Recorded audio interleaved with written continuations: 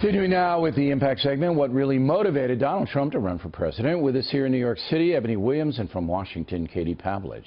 So I know Trump pretty well, and everything's personal to him. Everything is personal. And I think that his disdain for President Obama was a motivating factor. Katie, do you feel the same way?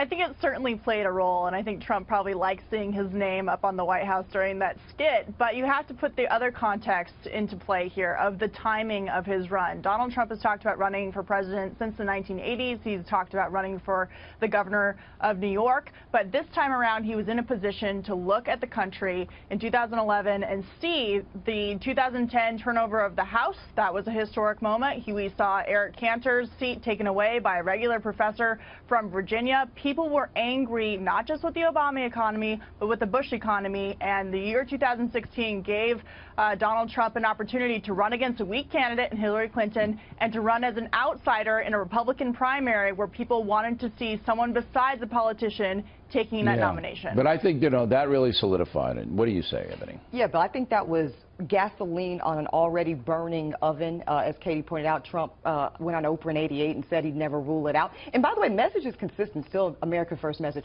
But that was brutal, what Obama did to him in that room. You were there, Bill, and you saw his reception. He was kind of rocking back and forth. He didn't like it. He did not like it at all. And nope. I think it's very much, forgive me for saying this, a male ego power play at that point, where you can't really go toe-to-toe from a hierarchical position unless you're also sitting podiums. And so Trump is taking this opportunity. Trump's a forgiving guy. I mean, he's not a grudge holder, as far as I know.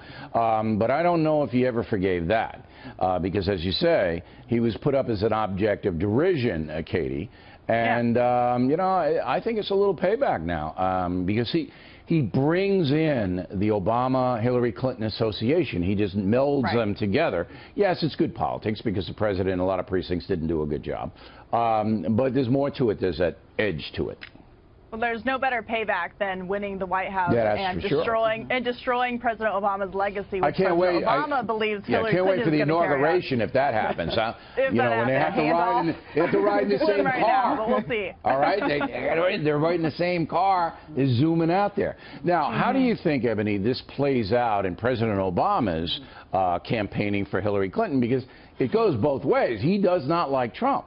Correct. Because of the birther thing, particularly. They're the opposite of a bromance, Bill. These are not even frenemies. These two have long-standing beef, and it goes back to the birther issue. And look, I think the president was absolutely within his rights to be as brutal as he was because it was a ridiculous issue. But to your point, I suspect that President Obama wasn't overly excited about Hillary's candidacy. That's my political opinion.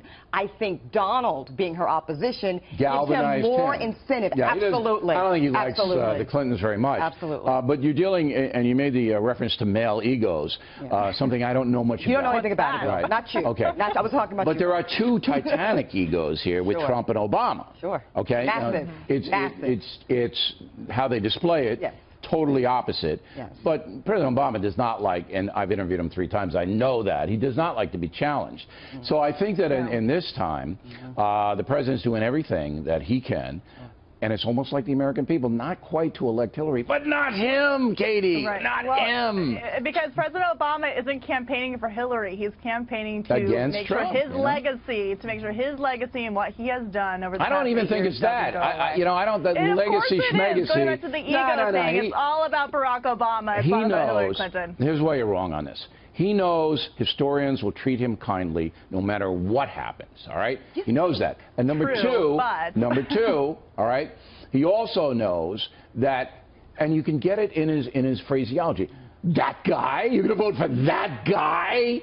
That guy's going to come in after me and destroy my legacy? It can't be so. And I mean, believe me, if Trump wins, all the furniture's going out. I mean, there's not going to be anything left in the whole place. No pictures of Obama and Michelle anymore in the White House. While there is bad blood between Hillary Clinton and Donald Trump, I really believe they despise each other now, even though they were friends before. They were frenemies. It doesn't come close to the Obama-Trump feud. No, it's long-standing, Bill. It's organic. And organic? Yes. Does that mean it grows somewhere? Yeah, and it's been growing, because it was like meaty and nasty in its core, and it's just getting worse and worse. Now, it's payback time for Trump if he wins, and if he loses, it's gloating time for Mr. Obama. Last word, Katie. Yes.